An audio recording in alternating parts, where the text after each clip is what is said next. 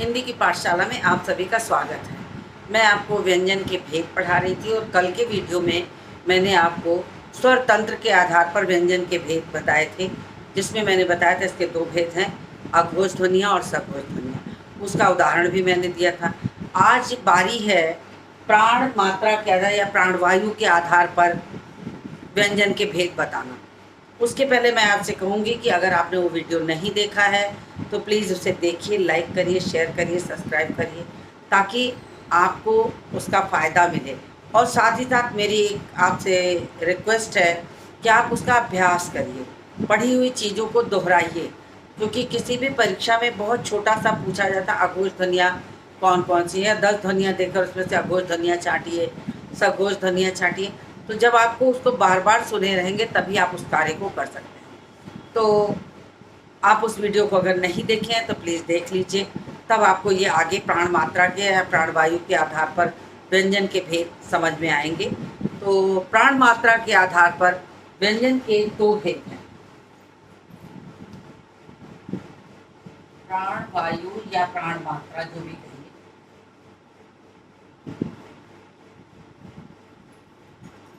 के आधार पर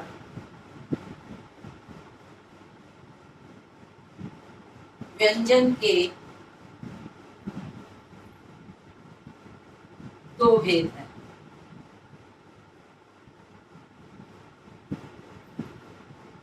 पहला है अल्प प्राण ध्वनियाँ, अल्प प्राण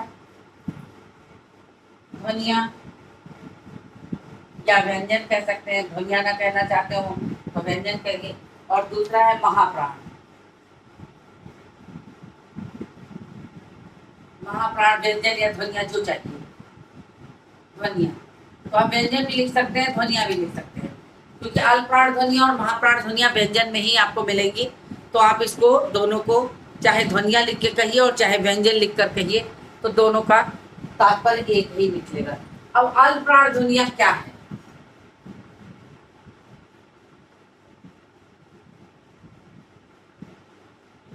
अल्प प्राण व्यंजन लिखते थे ताकि आपको दोनों समझ में आए कि व्यंजन या ध्वनियाँ कहा जाए तो क्या है, वो दोनों का अंतर ना हो कि क्या है क्या नहीं है, ये क्लियर हो जाए।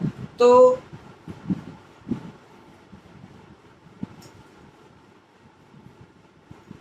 जिन व्यंजन वर्णों जिन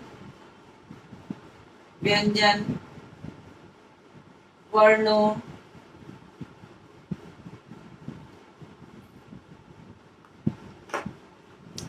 जिन व्यंजन वर्णों के उच्चारण में प्राणवायु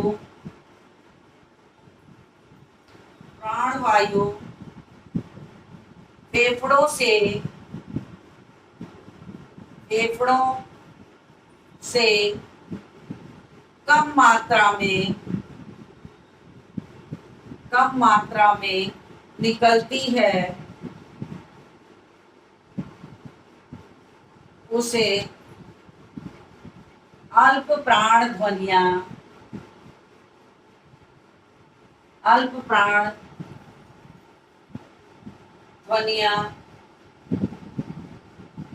कहते हैं। अब देखिए, अगर आपको नहीं याद होता है तो अल्प मतलब होता है कम। अगर आप और आपको ये पता है कि प्राणवायु फेफड़ों से, यानी जीने का जो श्वास हम लेते हैं, जो जीवन ऑक्सीजन जिसको कहना चाहिए, या प्राणवायु जिसको हम कहते हैं, सांसें जो हमारी हैं उनको हम प्राणवायु भी कह सकते हैं। ये हमारे ले जाने की जो प्रक्रिया है फेफड़ों के माध्यम से संपन्न होती है। तो फेफड़ों से ही ये वायु निकलती है और यही वायु जब स्वरतंत्र से या मुख से या मुख के अलग अलग हिस्सों से या गले में कंपन से, जीवा के कंपन से, दांत के प्रयोग से अगर निकलती है तो इसमें अलग अलग ध्वनियाँ उत्पन्न होती हैं। तो जब ये फेफड़ों से कम मात्रा में, अल्प मतलब कम होता है, तो आप ये मान लीजिए कि जब ये फेफड़ों से कम मात्रा में निकलती है तो वो जो ध्वनियाँ निकलेंगी उन ध्वनियों को हम अल्प प्राण ध्वनियाँ कहते हैं। तो इस तरह से याद करेंगे तो आपको आसानी से याद हो जाएगा। अल्प प्राण ध्वनियाँ कहते हैं। तो इसमें क्या होता है कि पहली, तीसरी और पांचवी जो ध्वनियां होती हैं वो अल्प प्राण होती हैं, और जो दूसरी और चौथी होती है वो महाप्राण होती है। ऐसे याद करेंगे तो आप कभी भी भूल ही नहीं सकते हैं। तो क्या होता है इसमें,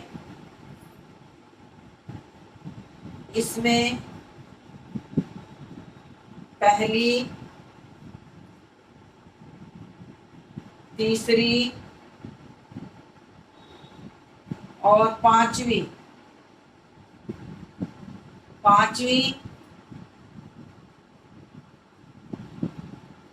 ध्वनियां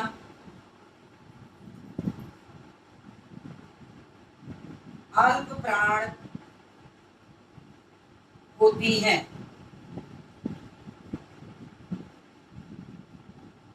पता नहीं क्या हो गया है, जो भी इंक कुछ सभी मार्कर में डाल रहे हूँ वो कम ही चल रहा है, बहुत डार्क चल ही नहीं रहा है। तो अल्प प्राण होती हैं। तो इसमें क्या, पहली, तीसरी और पांचवी। अब आपको लिखना है तो आप आराम से याद करके लिख सकते हैं, जैसे लिखना हो जैसे। तो कैसे, मैंने बताई दिया कि पहली, तीसरी और पांचवी है। अब पहली में क हो गया, ख छोड़ दीजिए, दूसरी, तीसरी में ग हो गया, चौथी छोड़ दीजिए, फिर ख छोड़ करके अंगा हो गया। तो पहली, तीसरी और पांचवी हो गई। ठीक इसी तरीके से पहली ज के बाद छ आता है, छ छोड़ दीजिए, ज लिखिए, छ छोड़ दीजिए, यहाँ लिखिए।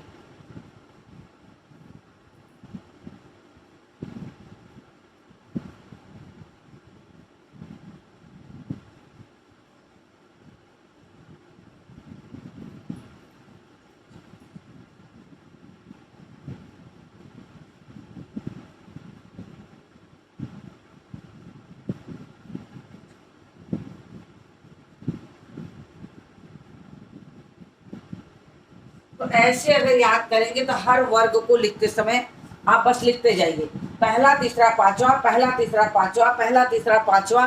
तो पहला, तीसरा, पांचवा लिखते लिखते आपकी जो सारी ध्वनियां होती हैं तो उसमें आ जाएंगी। और उसके बाद आप लास्ट में डाल दीजिए य, र, ल और व, ये सारी ध्वनियां,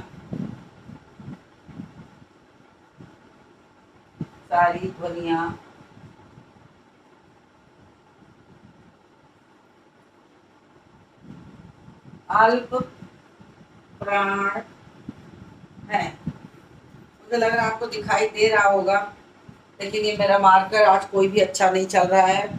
मैंने अभी अभी इसमें सब में इंक भरा है, लेकिन फिर भी ये बहुत अच्छा नहीं चल रहा है। तो मुझे ऐसा लग रहा है कि कहीं आपको दिखाई न दे तो आपको समझने में दिक्कत होगी। इसलिए सुनी हुई बातों को भी याद रखिए कि जिन व्यंजन वर्णों को उच्चारण करने में के लिए फेफड़ों से कम मात्रा में प्राण वायु निकल करके वो व्यंजन ध्वनियाँ उच्चारित हो जाती हैं, उन्हें हम अल्प प्राण ध्वनियाँ कहते हैं। बस ये याद रखिए। और इसके लिए आप याद कर लीजिए कि पहली, तीसरी, पांचवी इसकी ध्वनियाँ हैं। अब जितने वर्ग हैं, क वर्ग, च वर्ग, प वर्ग, ट वर्ग, त वर्ग, सब में आप क्या करिए कि पहली, तीसरी, पांचवी, पहली, तीसरी, पांचवी लिखते जाइए। और पहली, तीसरी, पांचवी लिखने के बाद आप उसमें य, र, ल, व जोड़ दीजिए। बस आपकी अल्प प्राण ध्वनियाँ निकल आई। अब आपको कहीं भी कुछ याद करने की ज़रूरत नहीं होगी कि हमें कैसे याद होगा, कैसे नहीं याद होगा। तो आपको इसकी कोई कठिनाई नहीं होगी। तो मुझे उम्मीद है कि अल्प प्राण ध्वनियाँ आपको समझ में आ गई होंगी। मैं महाप्राण ध्वनियाँ लिखूंगी, लेकिन मुझे ये रब करना पड़ेगा। तो आप चाहे तो इसका स्क्रीनशॉट ले लीजिए, और चाहे तो आप खुद से समझ के भी लिख सकते हैं, क्योंकि इसमें बस ये याद रख लीजिए कि पहली, तीसरी, पांचवी ध्वनियाँ जो है वो आपकी अल्प प्राण ध्वनियाँ हैं। तो आपको कभी भी गलतियाँ नहीं हो। उसके साथ य, र, ल, व जोड़ लीजिए। तो इसका स्क्रीनशॉट लीजिए आप। मैं किनारे हट जाती हूँ।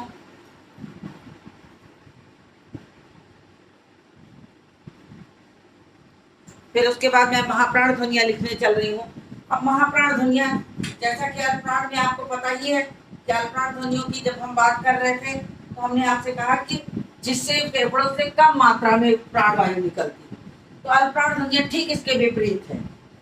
इसमें कम मात्रा में अगर प्राण वायु निकल रही है तो उसमें अधिक मात्रा में प्राण वायु निकलेगी।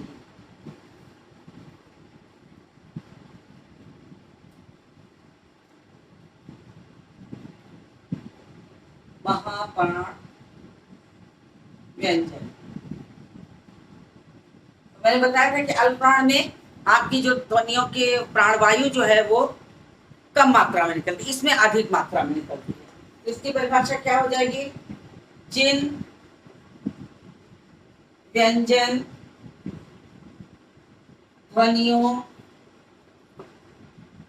का उच्चारण करते समय प्राणवायु फेफड़ों से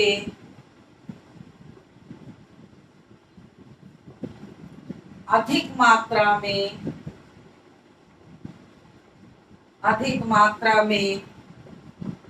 निकलती है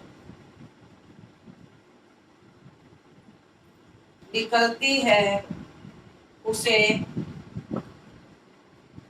महाप्राण व्यंजन या ध्वनिया भी लिख सकते हैं, महाप्राण व्यंजन या ध्वनिया कह सकते हैं। प्रत्येक वर्ग का दूसरा, इसको ध्यान से आप नोट करिएगा, जो भी आपकी किताब कॉपी हो उस पर कहीं लिख लीजिए। इस प्रत्येक वर्ग का दूसरा और पांचवा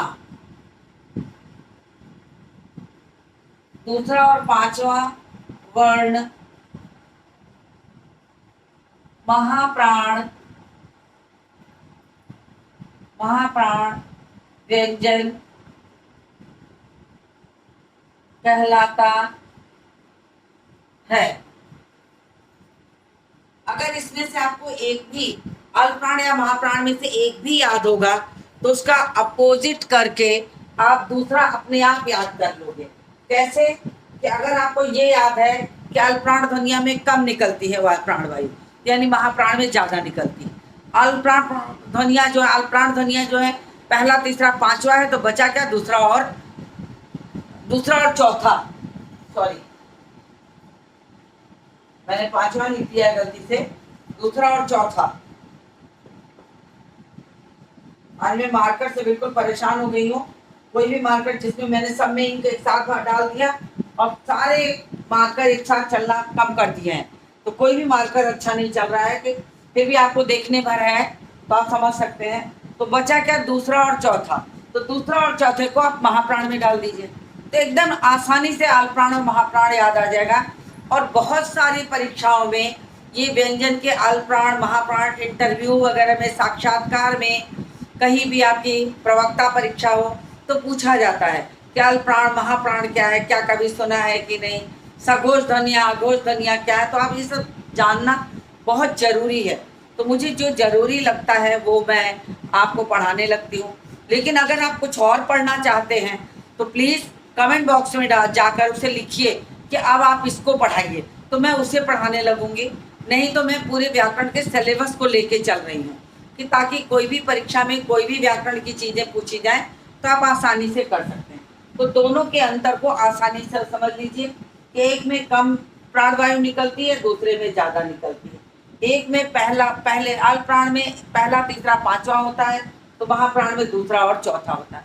तो बस आप ध्वनियों को भी वैसे ही लिखते जाइए। अगर आपको उदाहरण लिखना है, जैसे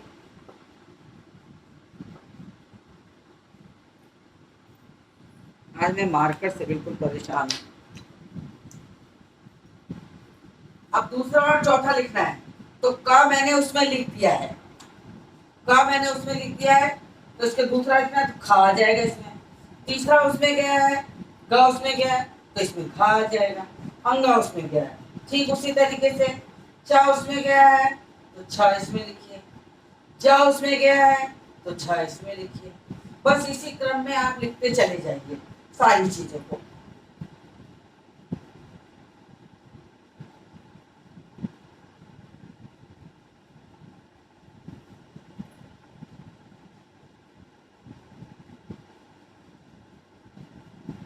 तो इसी तरीके से दूसरा और चौथा जितना भी है उसके इसके अतिरिक्त इसके अतिरिक्त स, ख, स और ह भी महाप्राण ध्वनियां हैं। महाप्राण ध्वनियां हैं। तो आपको अल्पप्राण और महाप्राण दोनों समझ में आ गया होगा।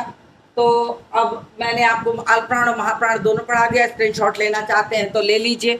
तो व्यंजन के जो भेद हैं स्वर तंत्र के आधार पर और प्राण मात्रा के आधार पर, वो दोनों मैंने पढ़ा दिया और मूल भेद भी मैंने आपको पढ़ा दिया।